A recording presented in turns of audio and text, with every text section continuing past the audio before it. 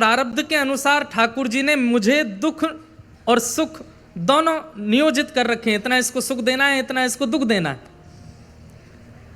अब मैं इंद्रेश बन करके आया, मैं रमेश बन के आया, मैं राजेश बन के आया, जो भी बन करके आया, तो ठाकुर जी ने सोचा भाई इसका जीवन कितने दिन का है। अच्छा, ठाकुर जी नहीं, ये सब नियति निश्चित करती है। ठाकुर जी ने तो केवल मंत्रिमंडल बैठा रखा है, वो तो प्रधानमंत्री हैं, राष्ट्रपति, वो ज़्यादा ध्यान नहीं देते।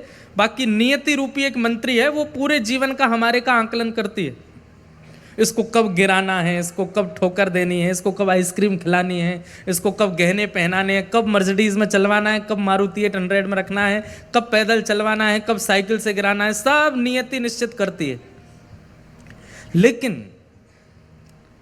मान लीजिए कि एक व्यक्ति का जीवन 80 वर्ष का है, तो नियति ने निश्चित किया कि 80 वर्ष के जीवन में 35 वर्ष का इसको कष्ट देना है। 5 वर्ष जन्म के बाद देंगे, 5 वर्ष विवाह के बाद देंगे, 5 वर्ष जब इसका दूसरा बालक होगा उसके बाद देंगे, 5 वर्ष तब देंगे। 80 वर्ष में वो 5 वर्ष, 6 वर्ष, 7 वर्ष ऐसे करके वो 35 वर्ष का कष्ट आपको प्राप्त हो जाएगा। कुछ दिन अच्छे, कुछ दिन बुरे, कुछ दिन अच्छे, कुछ दिन बुरे, ऐसा सब चलता रहता है।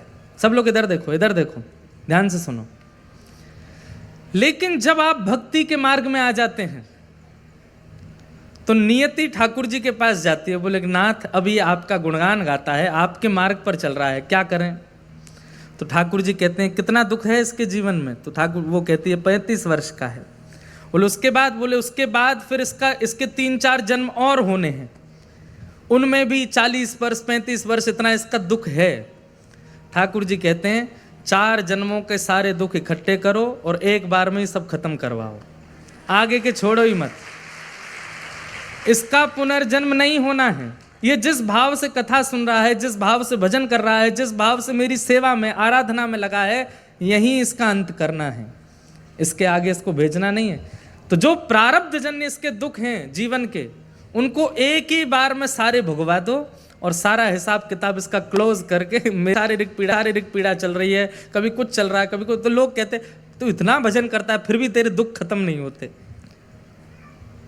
आपको नहीं पता, वो एक दिन में जो दुख भोग रहा है भक्ति करने वाला, उसके 4 जन्मों का दुख एक ही दिन में आ जाता है। वो सब खत्म कर रहा है आगे का। और एक समय ऐसा आता है कि आप ठाकुर जी की, मैं एक बात कहता हूं कथा में, ठाकुर जी या भक्ति कष्ट दूर नहीं करती, कष्ट से जूझना और लड़ना सिखाती है। सांसारिक व्यक्ति कैसा होता है कि कष्ट आने पर वो जूझ नहीं पाता, लड़ नहीं पाता, उसको फेस नहीं कर पाता, उसका सामना नहीं कर पाता, और फिर हाथ पैर मार करके कैसे भी उससे निकलने का प्रयास करता है। पर नहीं, भक्ति मार्ग व्यक्ति तो सहता है। भक्ति मार्ग व्यक्ति तो उसको स्वीकार करता है प्रसाद की तरह कि मेरे प्रारब्ध का कुछ है, नाथ दे दो, ये भी निकल के कट जाए, मुझे ज्यादा इसका कष्ट नहीं है।